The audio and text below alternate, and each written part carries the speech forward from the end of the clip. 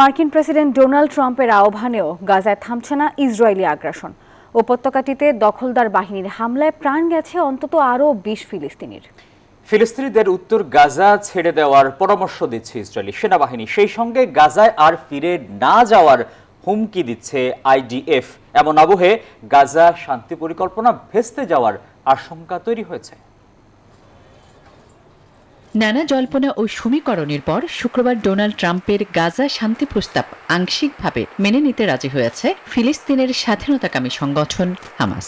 এরপরে গাজা ভূখণ্ডে হামলা বন্ধ করার জন্য ইসরায়েলকে পদক্ষেপ নিতে বলেছেন মার্কিন প্রেসিডেন্ট। তবে ডোনাল্ড ট্রাম্পের নির্দেশ উপেক্ষা করেই গাজায় চলছে ইসরায়েলি বাহিনীর বিমান হামলা ও গোলাবর্ষণ। এতে শনিবারও বেশ কয়েকজন ফিলিস্তিনির প্রাণ গেছে, এমন তথ্য আল জাজিরার। বান্ডেল থাকলে প্রতি সেনমানিতে টাকা বাঁচবে। বিকাশ সেনমানি বান্ডেল কিনে জিতুন প্রতি লেনদেনে।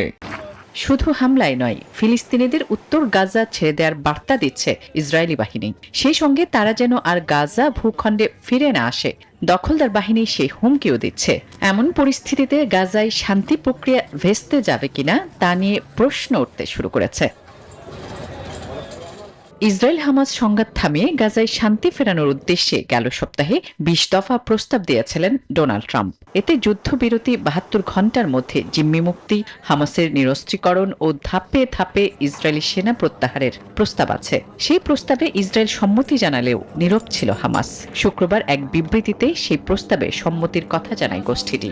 এরপরে গাজায় হামলা বন্ধে নেতানিয়াহু সরকারের প্রতি বার্তা পাঠায় যুক্তরাষ্ট্র। আসমাতুলি, নিউজ 24।